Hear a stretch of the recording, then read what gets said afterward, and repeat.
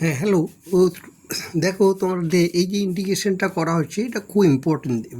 বিশেষত যেই মেন এবং ডাব্লিউবি জয়েন্টের জন্য তো খুবই প্রয়োজন। হ্যাঁ, ইন্টিগ্রেশনগুলো খুব ভালো করে হ্যাঁ কপি করবে এবং সুন্দর ইন্টিগ্রেশনগুলো আমি বিভিন্ন জায়গায় কম্পিটিটিভ এক্সামের জন্য স্টুডেন্টদের দেখাই। এরে দেখো, প্রথমে x square minus one x to root over two x to the power four minus two x square plus one আছে। নিউমিনেটারকে আমি x to the power five দিয়ে ডিভাইড করেছি, আর ডিনোমিনেটারকেও x to the power five দিয়ে divide হয়েছে। তার ফলে ফাইনাল রেজাল্টটা one by x cube minus one by x to the power five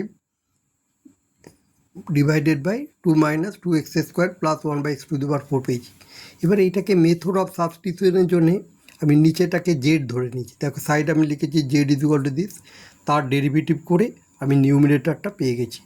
তারপরে ফাইনাল রেজাল্ট করলাম ডিজেড বাই ফোর, আর এটা ভ্যালুটা রুট জেড দিয়েছি। রুট জেডের integration z to the power half half, হাফ মানে half plus one n z to the by n n plus one by n plus one করে যে রেজাল্টটা পড়েছি, পরে জেডের ভ্যালুটা সাবস্টিটিউট করেছি। সাবস্টিটিউট করে রেজাল্টটা যেটা ফাইনাল রেজাল্ট ডি অপশনের সাথে, ডি যে অপশন আছে সেই ডি অপশনের সাথে ম্যাচ করে গেছে, দ্যাট ইজ ডি কারেক্ট লিখেছি। এখানে ইন্টিগ্রেশন একটা ফর্মুলাও লিখেছি। হ্যাঁ, দেখো যে d z by root z is equal to two root z. এই ফর্মুলাটা z to the power n integration মানে z to the power n plus one by n plus one, ওই ফর্মুলার রেসপেক্টেই তৈরি করা হয়েছে। তোমরা কেয়ারফুলি এগুলো দেখো এবং ভালো লাগলে সাবস্ক্রাইব করো। হ্যাঁ, যদি ভালো লাগে একটু সাবস্ক্রাইব করার চেষ্টা করো।